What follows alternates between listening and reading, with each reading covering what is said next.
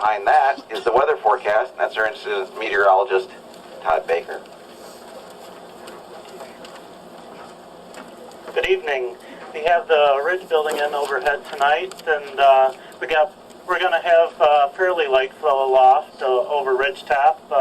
It's going to go from mainly the upslope kind of winds to a more northwest winds tonight, and there'll be maybe 5 to 8 gusting to 20. Poor RH recovery up there as well, only about 25 to 30% down below. Under the inversion at about 7,500 feet and lower, the recovery should be pretty good, probably 65 to 70% or so. So all in all, it's looking pretty similar to last night, except for those northwest winds. Thank you. Okay, and now with the fire behavior forecast, Mike Powell. Okay, a few things to remember here. One, we're still critically dry fuels, especially the live fuels and the heavy fuels out there. So we will get pretty intense activity when this fire does want to start burning. Do think, as it gets dark, starts cooling off, the humidity start rising, do still expect things to calm down tonight. So they should start calming down. Any fire runs that are happening, which actually there's a reasonable amount of stuff happening right now up the North Fork drainage. This stuff should start calming down about 10 o'clock, same as normal. The fine fuels down the lower elevation should really stop spreading by about 9 o'clock. So that's a couple of things to kind of keep in mind out there. As we start looking around the fire, they do have some burnout operations planned, and I'm going to concentrate in this area here. Actually, let's get everything else out of the way. Most of this stuff, we still do have spotting potential, okay? It's like there is still a fair amount of heat, in different places. Some of this stuff that's still, like I say, uncontained up there, you may see some activity. Upper elevation timber stuff, you may see some decent activity in a lot of this stuff. When you start looking at this stuff, do expect that timber to actually burn pretty well with the burnout operations. As they keep adding heat to it, that stuff will definitely keep burning. It'll want to push uphill. You do have northwest winds tonight, so it's going to kind of come pushing it down this way. That's not the best situation for us. Spotting potential, once you get after dark here, actually goes down pretty dramatically, but like I say, there still is potential for spotting out there. So just keep heads up. But this stuff should be burning intensely, and there is a fair amount of fire actually down here that's actually backing towards the Warm Springs drainage. In fact, if you follow this drainage out quite a ways, there's a decent amount of fire above you that's backing down towards the houses there. So it's not just this area here where the burnout is, it's this entire drainage is actually getting quite a bit close to the houses. But it should die down after 10 o'clock, and things should start slowing down pretty significantly. Like I say, and then spotting potential on the rest of it, like I say, those are people's homes out there. Let's take care of them. Thanks. Okay, and now with your operational assignments for the evening, Steve Reiber. Good evening.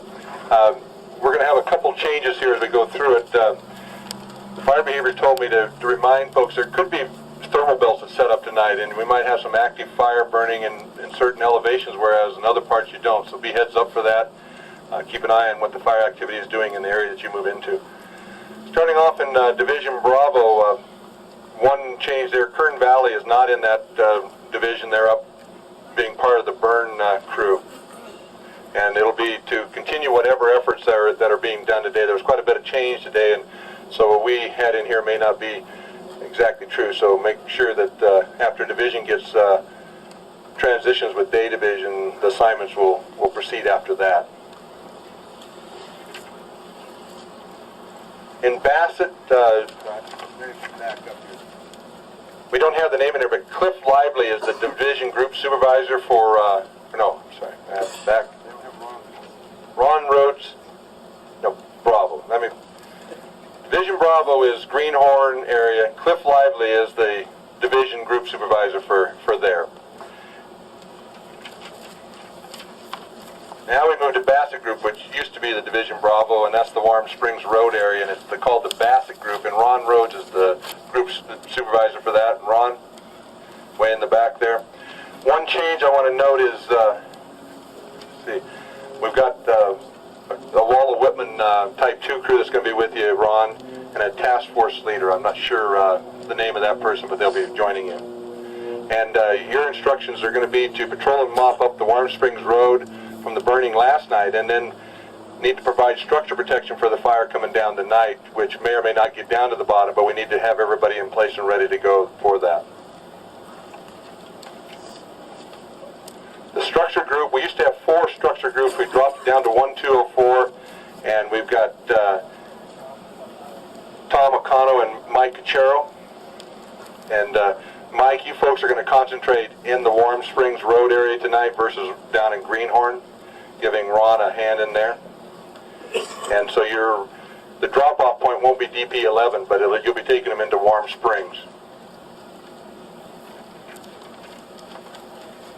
The support group, the change there is I want the strike team and the 2 task force to stage here at the ICP. We had you originally going down to DP11 in Greenhorn. We want you to be here with a couple-minute getaway, and after Ron gets out in Bassett, most likely you're going to move to Bassett and replace the day equipment that was out there providing structure protection. So I want you to stage here in ICP, but be with your equipment and ready to roll out as soon as Ron or whoever gives you the call that that's where we'd like you to go. And we have division group CD, and that's Max Twomley and Bruce Dyken. Bruce is going to be all night there. Max will only be a portion of the night, but Bruce is your primary division supervisor for Charlie Delta. And again, it's the same as you've been doing, is patrol and mop up from the division Charlie Warm Springs Road up Fox Creek.